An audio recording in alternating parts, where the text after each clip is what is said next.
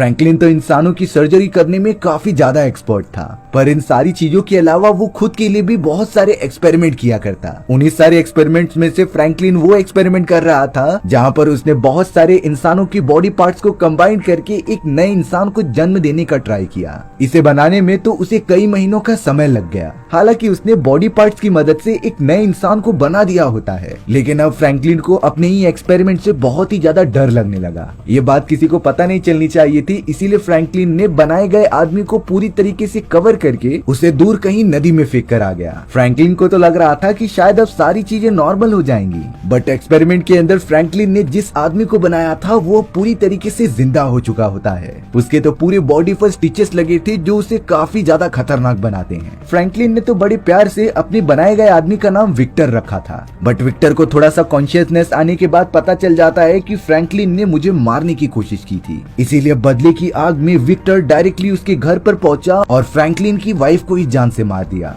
Victor तो अब घर से बाहर निकल के बर्फीले वाले इलाके में जाने लगा। उसकी बॉडी पता नहीं कैसे सारी टेम्परेचर से एकदम इम्यून हो गई थी। फ्रैंकलिन को जब पता चला कि विक्टर ने उसकी वाइफ को मार दिया है, तब वो भी उसका पीछा करने लगता है उस बर्फीले वाले इलाके में। लेकिन फ्रैंकलिन इतनी ज्यादा टेम्परेचर को सहन नहीं कर पाया और वहीं अपना दम तोड़ दिया। विक्टर भले से ही फ्रैंकलिन से नफरत करता था, पर उसके मरने के बाद वो फ्रैंकलिन की बॉडी को जमीन में दफनाने के लिए आ जाता है। सारी चीजें अच्छे से करने के बाद विक्टर जब वहाँ से जा रहा था, तभी उसके ठीक सामने एक आदमी आ गया था जो और कोई नहीं बल्कि एक डीमन होता है। ये डीमन विक्टर को मारकर उसकी आत्मा अपने साथ लेने आया था। विक्टर जो टेक्निकली अभी अभी पैदा हुआ था, वो तुरंत ही मरना नहीं चाहता, इसीलिए वो सामने खड़े हुए डीमन से फाइट करने लगा था। उस डीमन के पास तो काली शक्तियां मौजूद थीं, पर जैसे ही वो विक्टर को जान से मारने जा रहा था, विक्टर ने तुरंत ही एक क्रॉस का सिंबल निकाला और उस डीमन की बॉडी में घुसा दिया। लेकिन कुछ ही समय में वहाँ और भी सारे डीमंस की पूरी सेना आ गई थी, जो एक साथ विक्टर पर हमला करने लग जाती है। ऐसा होते ही हमें दूर कहीं उड़ने वाले खतरनाक क्रिएचर्स दिखाई दिए, जो लगातार उसी जंगल के अंदर जमा होने लग जाते हैं। पर ये उड़ने वाले क्रिएचर्स विक्टर पर हमला करने की बजाय उन सारे डीमंस को पकड़ पकड़ कर मार रहे थे, जैसे कि कोई उन्हें कमांड दे रहा था कि विक्टर पर हमला नहीं करना है। कुछ ही देर में सारे डीमंस खत्म हो चुके थे और वहाँ पर फाइटर्स की एक टीम आती है। एक आदमी का नाम हायर था और दूसरी लेडी का नाम केजी। विक्टर के लाइफ में तो ये सारी चीजें पहली बार हो रही थी, इसीलिए वो वहीं बेहोश हो जाता है। केजी विक्टर को देखकर ही पहचान गई कि शायद यही वो आदमी है जिसके अंदर एबिलिटीज मौजूद हैं। इसीलिए हमें विक्टर को लेकर अपनी रानी के पास जाना होगा। विक्टर को तो वो सारे फाइटर्स एक महल में लेकर आ जाते हैं, जिसके दोनों हाथों को जंजीर से बांध दिया गया था। विक्टर के सामने तो अब उन सारे फाइटर्स की रानी लियोनोरा आ जाती है। लियोनोरा के सारे सिपाही शुरुआत में विक्टर को जान से मारने के लिए आगे बढ़ ही रहे थे, तभी लियोनोरा ने उन सभी को रुकने के लिए कहा, क्योंकि विक्टर की आंखें और उसका बॉडी स्ट्रक्चर अलग होता है।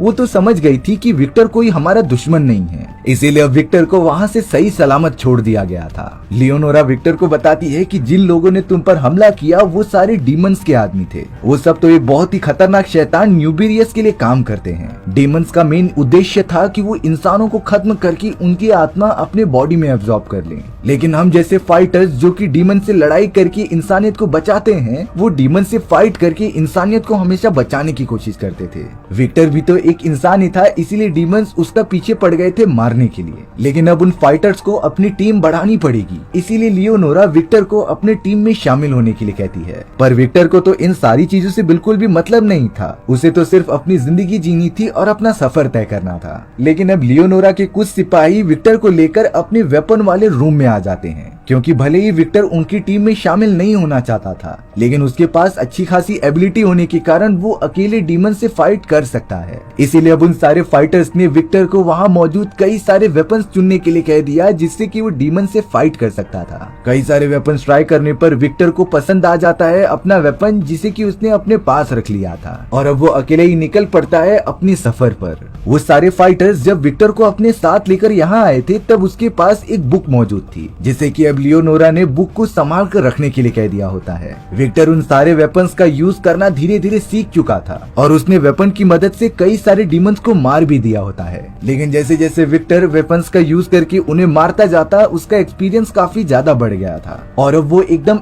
एक्सपर्ट हो जाता है। इसी तरीके से अब कई साल बीत चुके थे। विक्टर ने इतने समय कई सारे डीमंस को मार गिराया था, पर अब उसका टारगेट होता है इन सारे डीमंस के राजा जिसका नाम न्यूबरस था उसे खत्म करना। अब अपना सफर तय करते हुए विक्टर अपने पुराने वाले शहर में आ जाता है जहाँ पर उसे बनाया गया था। इतने टाइम में वो शहर काफी ज्यादा डेवलप हो चुका था जो विक्टर को एकदम चौंका देता है। अब विक्टर एक क्लब में आकर किसी आदमी को ढूंढ रहा था, लेकिन तभी उसके ऊपर एक खतरनाक डीमन ने हमला कर दिया होता है। पर विक्टर तो ऐसे डीमन से लड़ना काफी इजी तरीके से सीख चुका था और अब तो वो अपने वेपन से डीमन को लगातार मारने लग जाता है। विक्टर तो पूछ रहा था कि तुम्हारा सरदार न्यूबरस कहाँ मिलेगा मुझे, लेकिन वहाँ पर एक पुलिस ऑफिसर आकर गोली चलाने के कारण डीमन को चांस मिल जाता है और वो वहाँ से भागने लगता है। विक्टर भी अब लगातार उसका पीछा कर रहा था, लेकिन वो नाकामयाब हो जाता है। वो एक बिल्डिंग के टॉप पर मौजूद होकर सारी चीजें देख ही रहा था, तभी अचानक उड़ने वाला वही खतरनाक क्रिएचर विक्टर को पकड़कर अपने साथ लेकर चला जाता है। लेकिन ऐसा विक्टर के साथ हो क्यों रहा था उसे बिल्कुल भी नहीं समझता। अब हमें दूसरी तरफ एक लेबोरेटरी में टेरा और कार्ल नाम के साइंटिस्ट दिखाए जाते हैं। वो दोनों मिलकर कई सालों से एक एक्सपेरिमेंट पर काम कर रहे थे।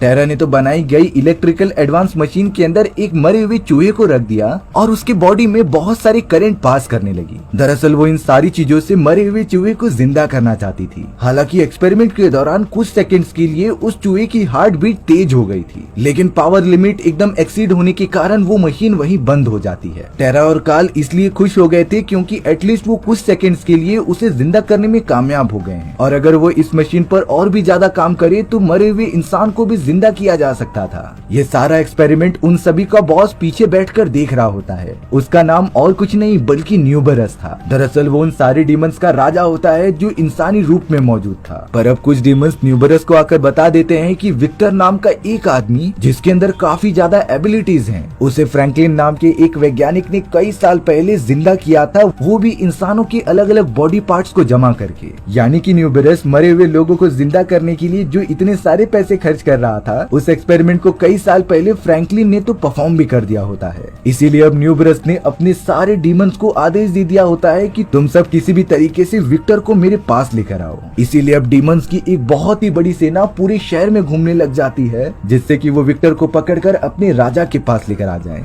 यहाँ पर वो उड़ने वाला क्रिएचर विक्टर को पकड़कर लियोनोरा के महल में लेकर आ जाता है। विक्टर को तो कैद करने के लिए सारे फाइटर्स उसे एक साथ पकड़ लेते हैं, क्योंकि उन्हें पहले ही पता चल गया था कि विक्टर की जान खतरे में है और न्यूबरस के कई सारे साथी उसे पकड़ने के लिए इस जगह पर आ रहे हैं। अब यहाँ हायर और केजी के साथ साथ सारे फाइटर्स ने देखा कि कई सारे डीमंस की सेना यहाँ बढ़ रही है, इसीलिए वो सब अपने क्रिएचर वाले फॉर्म में आकर सारे डीमंस को जाकर मारने लगे थे। साइज में बड़े होने के कारण वो सब एक ही साथ कई सारे डीमंस को खत्म कर दे रहे थे, लेकिन ये सब तो डीमंस की एक चाल होती है। उन लोगों ने तो सामने से अपनी एक सेना को भेज दिया जिससे कि वो सारे क्रिएचर्स बिजी रहे, और अब उन डीमंस की एक दूसरी सेना बिल्डिंग के ऊपर से उनके ऊपर जंप लगाने लगी, और इतनी ज्यादा क्वांटिटी के सामने वो क्रिएचर्स भी काफी कमजोर पड़ने लग जाते हैं। कई सारे डीमंस तो अब महल के अंदर भी घुसने में कामयाब हो चुके थे। लियोनोरा का सेनापति केजी और हायर से कहता है कि हमें किसी भी तरीके से विक्टर को प्रोटेक्ट करना होगा। वो सब तो लगातार अपनी फुल पावर यूज करके डीमंस को रोकने में लग जाते हैं। हायर और केजी तुरंत ही विक्टर को आकर प्रोटेक्ट करने लगे थे, लेकिन विक्टर कहता है कि तुम सब मुझे भी आजाद कर दो क्योंकि मैं तुम्हारी मदद कर सकता हूँ इनसे लड़ने के लिए। इसीलिए अब उन लोगों ने विक्टर को भी आजाद कर दिया। वो सारे लोग अब एक टीम बनकर डीमंस से फाइट करने लगे थे, लेकिन डीमंस की क्वांटिटी ज्यादा होने के कारण जाने अनजाने में उन लोगों ने केजी को जान से मार दिया।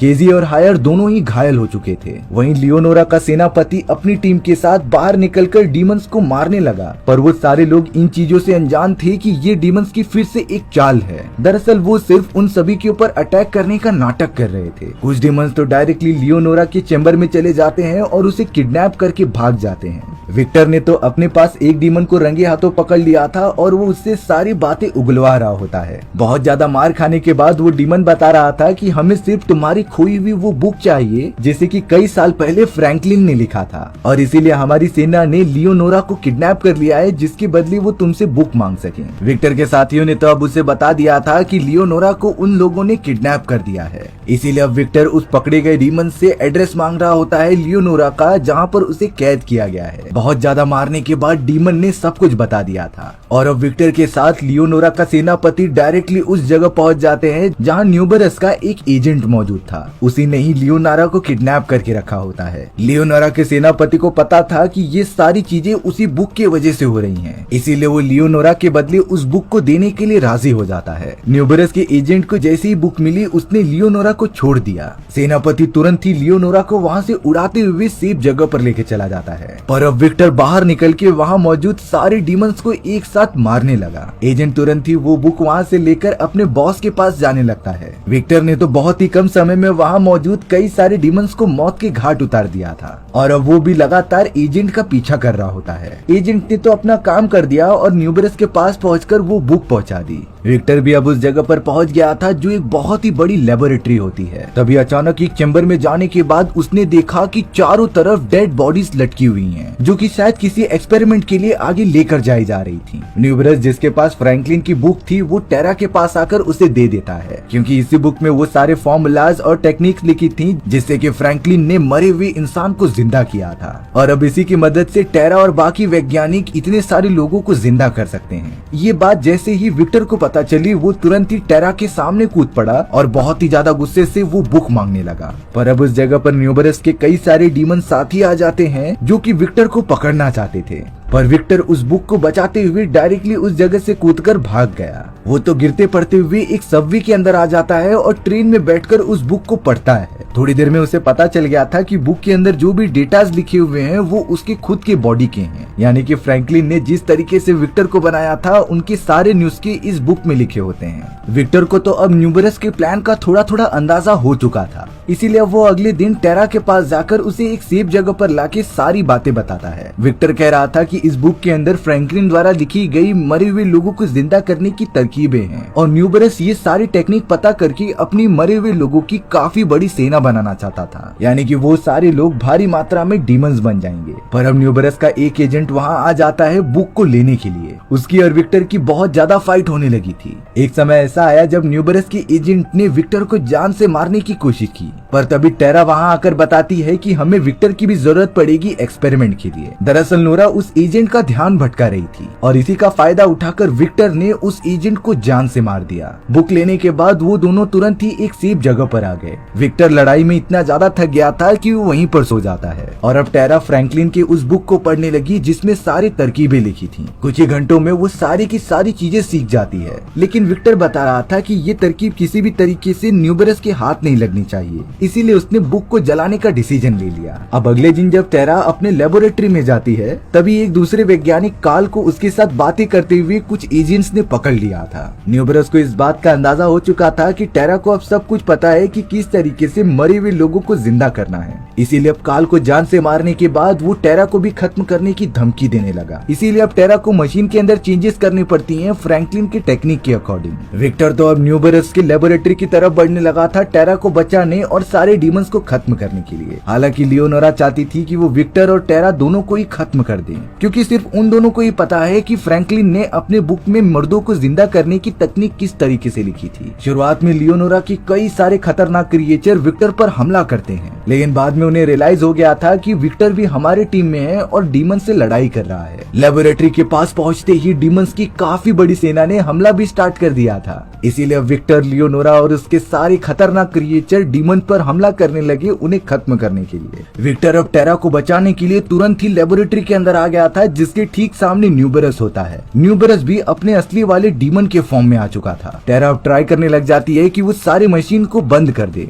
लेकिन वो पूरी तरीके से आउट ऑफ कंट्रोल हो चुका था। न्यूबरस तो विक्टर को बहुत ज्यादा मारता है और उसके माथे पर कुछ कर्स वाले सिंबल बनाने लगता है जिससे कि विक्टर शैतान के कब्जे में हो जाए और उसके इशारों पर काम करे। वहीं अब लियोनोरा अपने कुछ साथियों के साथ लेबोरेटरी के अंदर घुस गई थी जहाँ कई हजारों की तादाद में मरे हुए लोगों को स्टोर करके रखा गया था। उनको जिंदा करने का प्रोसेस 90% ही कंप्लीट हुआ होता है, इसीलिए अब लियोनोरा के कहने पर उसके साथी वाले क्रिएचर सारे मुर्दा लोगों को जाकर डिस्ट्रॉय करने लगे। उन्हें किसी भी तरीके से मशीन के पूरे नेटवर्क सिस्टम को जैम करना होगा, इसीलिए अब क्रिएचर्स अपने अंदर की पावर को इकट्ठा करके सारी चीजें डिस्ट्रॉय करने लगे। लगे। वहीं दूसरी तरफ न्यूबरस विक्टर को कंट्रोल करने की कोशिश तो करता है, लेकिन विक्टर की आत्मशक्ति बहुत ही ज्यादा थी, इसीलिए अब उसने होश में आकर एक बहुत ही पावरफुल हथियार को न्यूबरस की बॉडी में घुसा दिया। न्यूबरस के मरने के बाद वहाँ एक बहुत ही बड़ा ब्लास्ट होता है। इस ब्लास्ट के अंदर पूरी बिल्डिंग और लेबोरेटरी एकदम से धाराशायी होने लगी थी। लियोनोरा और उसके बाकी सारे साथी मुर्दों को भी मारने में कामयाब हो चुके थे।